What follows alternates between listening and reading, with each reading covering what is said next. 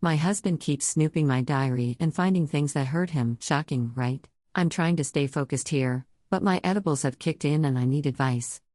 I have kept a diary since I was 10. It is my form of therapy, and I do not police my thoughts. I have never let anyone read my diary. My husband and I started dating over a decade ago. One day, a couple of months in, he was over at my apartment, and I had hopped in the shower. When I came out, he was sitting on the bed, shell-shocked. He said he read my journal, which was mostly about my life as a newly single woman. He told me it really stung to read all that. But wait. Hold on.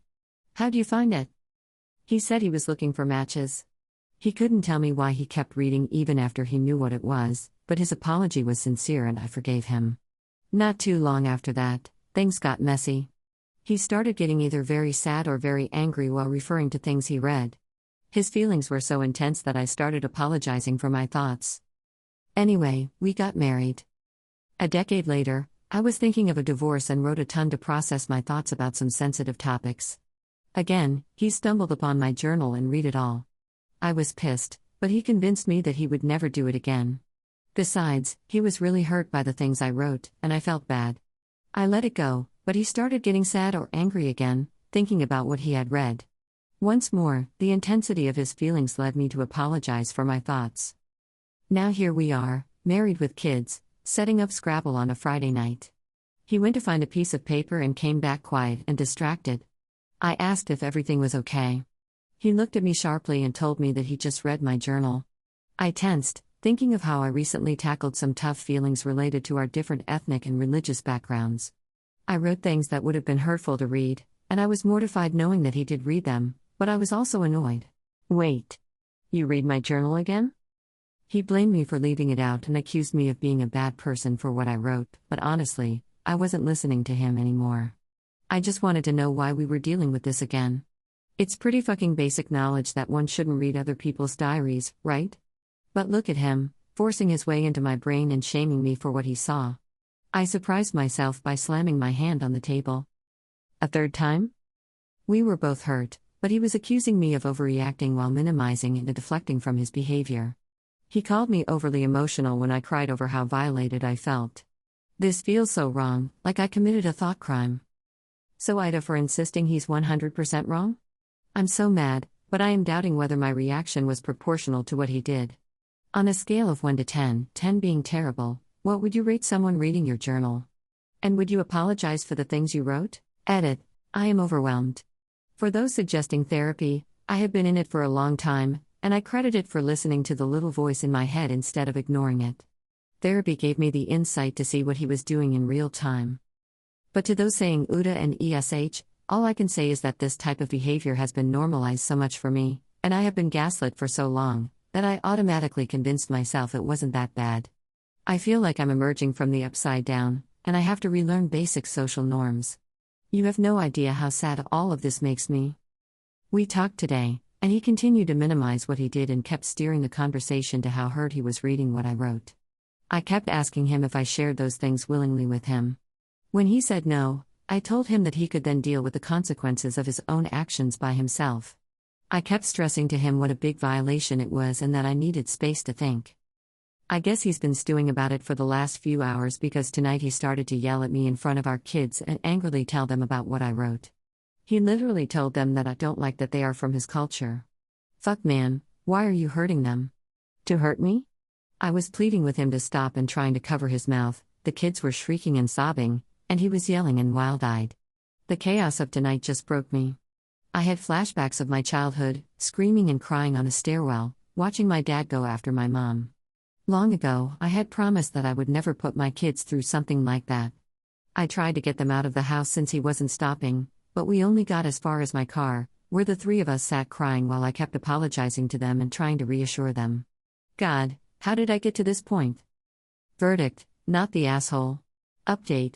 Hey, Reddit. I will keep the update itself brief. The kids and I are safe, and I am divorcing my husband. The incident that I posted about was so jarring that I could no longer downplay the abuse. I understood then that it would be so much worse for my kids to grow up in a household like that than to grow up with divorced parents. I did want to take this opportunity to talk to the people who seemed flabbergasted that I had not left him earlier. I know Reddit can be cruel sometimes, but to shame someone for staying in an abusive relationship is just so ignorant. A person stays with an abuser for a myriad of reasons: fear, shame, mental health issues, lack of resources, lack of support, lack of money, the partner's coercive control, etc. Please educate yourself on abusive relationships before writing judgmental comments. In my case, I stayed because he was so good at manipulating and gaslighting, at sowing doubt and confusion, that I started taking notes during arguments because I felt like I was going crazy. He would say things and then deny up and down that he said them.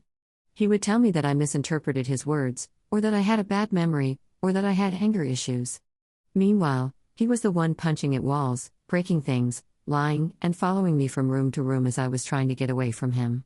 After years and years of this, I left only when I saw how much staying would hurt my kids. To those in emotionally abusive relationships like mine, I want you to know that I see you. This is real abuse, even if it doesn't leave physical scars. Update 2.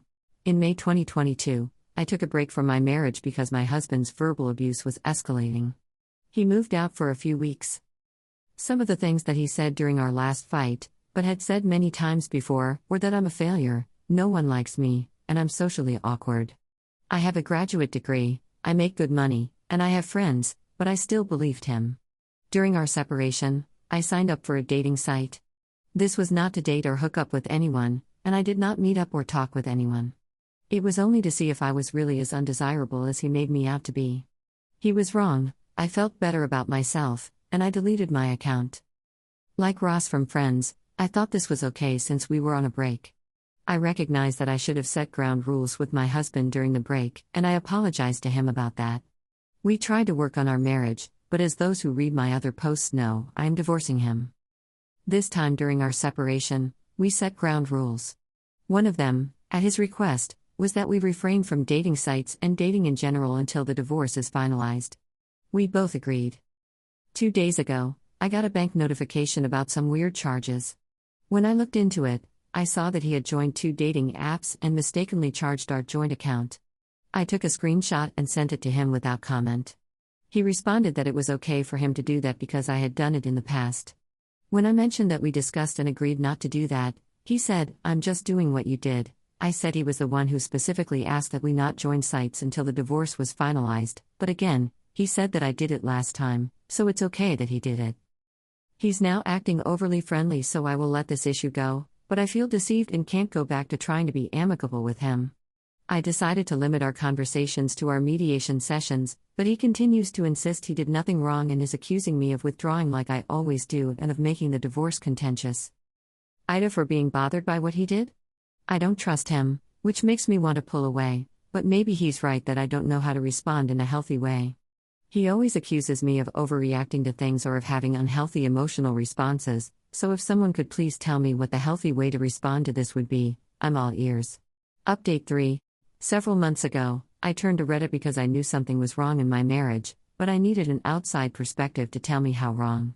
I was the proverbial frog in boiling water. Since then, I've asked myself repeatedly why I didn't leave earlier. Then I remembered that I did try to end things a couple of months after we started dating. He was love-bombing me, and I felt smothered. When I told him that I wanted space, he was devastated. I see now that that was the turning point. I prioritized his feelings over mine. I gave him the benefit of every doubt. I convinced myself that the red flags I was seeing were aberrations. It hurts thinking about how much precious time I wasted on him. Here's my update. Then, I moved into my new place 2 days ago, our home closed escrow, and the details of our divorce are finalized.